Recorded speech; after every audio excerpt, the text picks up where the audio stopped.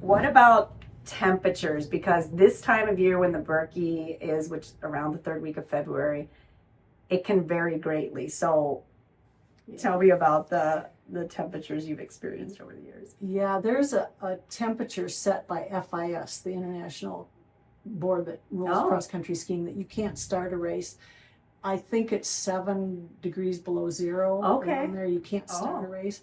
I know there were a few years that they fudged that. Yeah. So we've started at, many degrees below zero. Wow. Over the years. And then I've skied in 40 degrees, which turned to slop during the race. So what is the optimum temperature? 20s. Okay. 20s are perfect. And snow conditions change drastically, and that has a lot to do with the speed of the race. Right. How the colder, it's usually slower. Yes. That middle temperature with a little moisture in it, You slide up, you go a little bit, can go a little bit faster, get a little more speed. Right. I know I've seen many people, I've attended the final race. I mean, for years I just avoided Hayward, I'm not gonna lie, like when it was the Birkie, but now our office is on Main Street.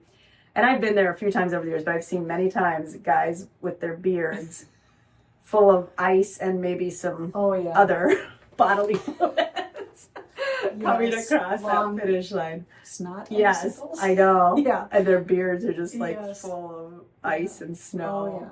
Oh yeah. I've had many years where your hair's sticking out of your cap, your hat, and it's just white and Mm-hmm. Yep. Wow. So in terms of skiing in that cold, like what are the extra challenges of that? Is it hard to get your breath or? For some people it can be, especially if they have asthma or something. I never, had that. Yeah, catching my breath was always hard, but that was because of it, not because of the cold. But it can be a challenge. Yeah. And the warmer temperatures, you just try to control your overheating. Yes, exactly. And also, like you said, when you are trying to ski through virtual slush, that has to be the worst conditions, right? Oh, for sure. So everybody's always praying for snow and hoping for snow, because there's been years that we barely have had enough snow, and I think once did they have to either severely shorten it or cancel it? Yeah, we turned it into a play day. Yeah. And everybody just had fun. And there've been a couple shortened, and but we made them fun. Yeah. Because the decision wasn't made sometimes until the night before. Right. And all these people are here already. All these people have traveled from all over the world. So they try their best in one way or another to have the race happen no matter what. Right. But sometimes Mother Nature doesn't cooperate. But it always became a party. Yeah. Yep. That's the theme I'm hearing. Yes. So what is your personal best time over the years? I believe it was 3:14. Okay. That's what I'm thinking. Yeah. 3 hours and 14 minutes to ski. You said classic is. That was, I think I was skating. It was 55 kilometers then, so that's like 32 miles. Wow. Yeah. That's amazing. Well, the snow temperature. It had, for me to have that time, it had to have been just perfect and fast. Yes. And everything was clicking. Wow. That's impressive. And I think they separate the men's and women's. Correct. Yeah. So there's a winner who is in the women's side of things and a winner in the men's side of things. Yeah. So what is the time typically for the fastest skier, which has always been a man, right? Yeah. And that's usually these days it's under 2 hours. Okay. And the women are 20 minutes, 25 minutes behind that time usually. Yeah. But so 3:14 was a very respectable respectable finish. The winner probably did it in an hour that year. Yeah, no, I don't think so. I don't think, has anybody ever done it in an hour? I don't know. Yeah. No. I was going to say, give yourself credit here. So, very good. That's interesting to know. I was a pretty average ski, Yeah. a little, maybe a little above average, because I lived here, lived on the trail. Yeah. But, that was just an unusual year. Right. Yeah, for sure. All right, and I just wanted to ask you, Jane, as we're kind of wrapping up here, what are a couple of stories, memorable things that stand out to you over the years with your Birkie experiences? You got to have some good stories. I do have some good stories. My friends know them. I can't tell all of them, but but yeah, there was one year when the Birkie was shortened, and we started. That's when we skied from Hayward to Telemark. Okay, Now opposite. it runs the opposite way, Okay. which is easier now because it's mostly downhill. But Sure. we skied the opposite way, and we started in this field, and there was a barn there. There weren't many porta potties there, and there was a barn, and the guys got to use the inside of the barn, and the women were outside of the barn, and it was hysterical. It was just hysterical. One of those things you remember. One year I fell with about 8K to go to the finish, and there was an aid station, and they wanted me to quit. Yeah.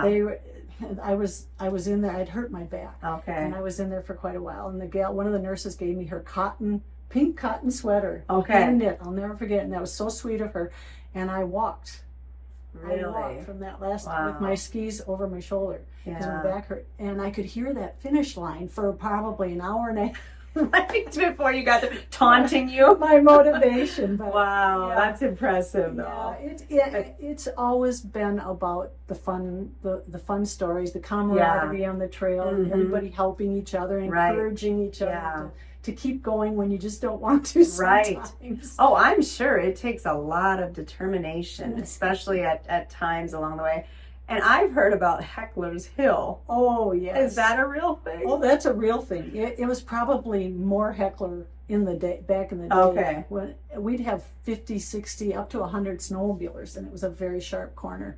And they'd have stopped their snowmobiles and gotten off, and they had signs, 1 through 10, rating your falls as we went around the corner. I know I got a 10 once there. Oh, so they just specifically are at a spot that's like people fall a lot. Yeah, there's a couple real sharp, downhill sharp corners, and Heckler's Hill was...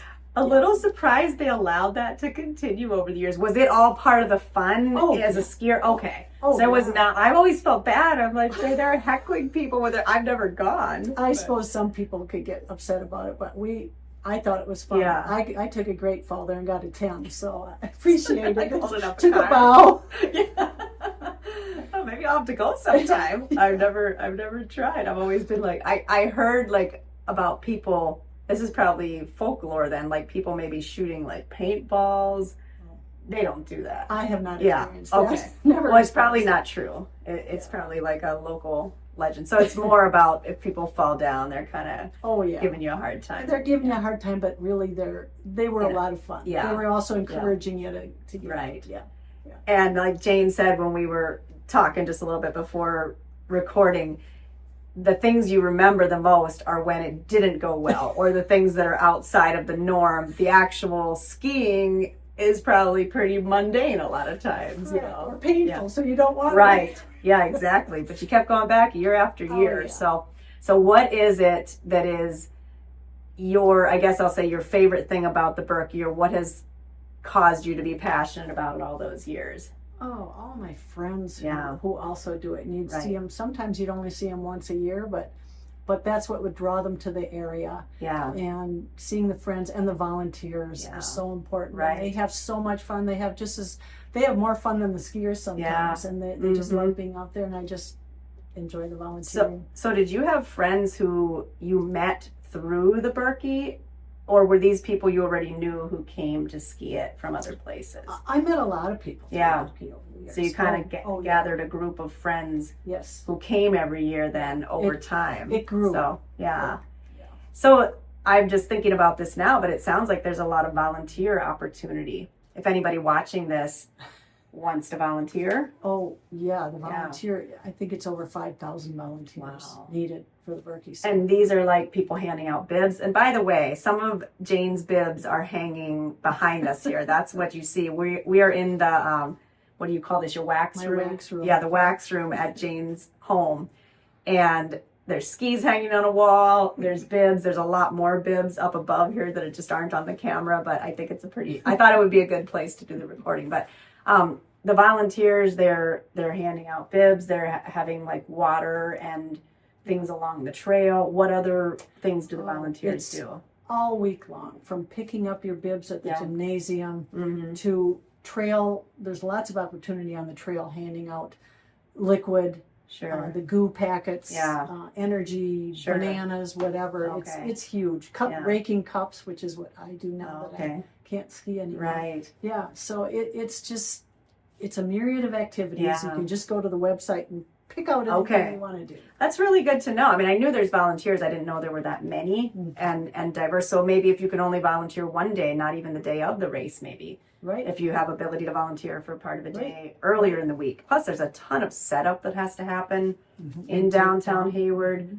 I remember this change just in the last, how many years has it been that they have the bridge going over Highway 63? Like, gosh, it's at least 10. Okay. Yeah. But, yeah. Because back in the day, and it's hard to get around the area.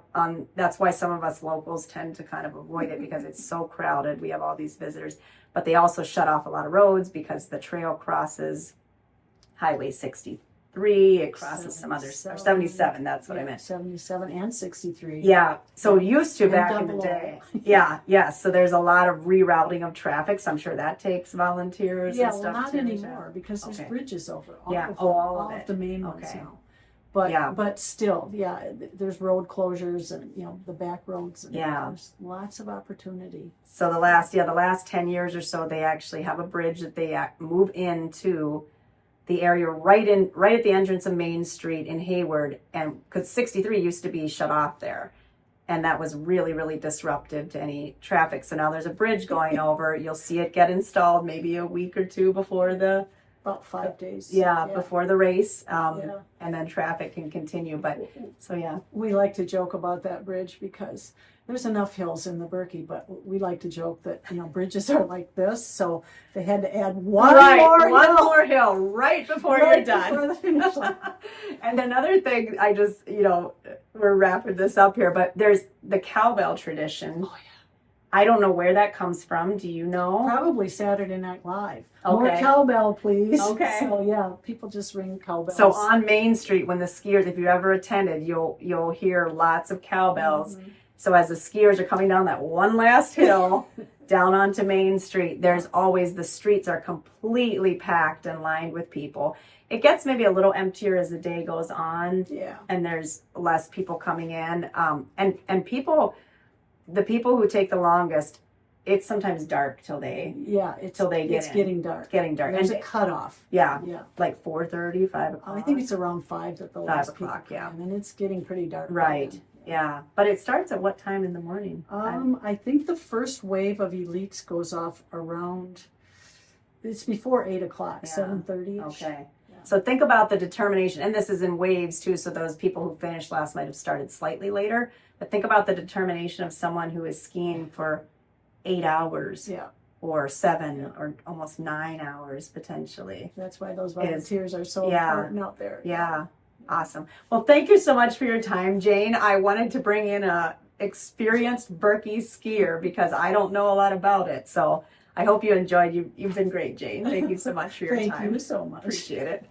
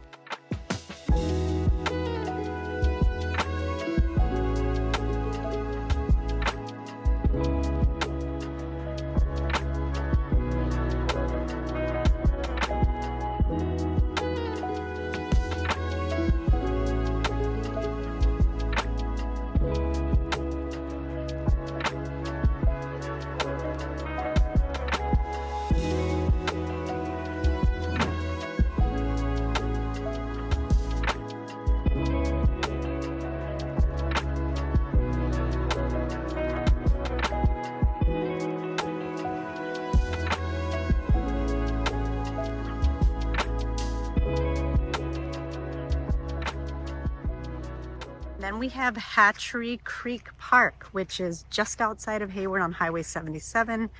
There's a pavilion, there's some interior spaces here. This gets used all the time for skiing in the wintertime, for biking in the summertime. Beautiful spot here. And they actually have now added a bike park, which is just back on this trail. But this is a whole labyrinth of trails here that you can park here and head out, or you can use the facilities, have a group, have a picnic, do some hiking, all that kind of thing. So again, this is just out on 77 east of Hayward, just a few miles, and this is called Hatchery Creek Park. But this is the entrance to the bike park.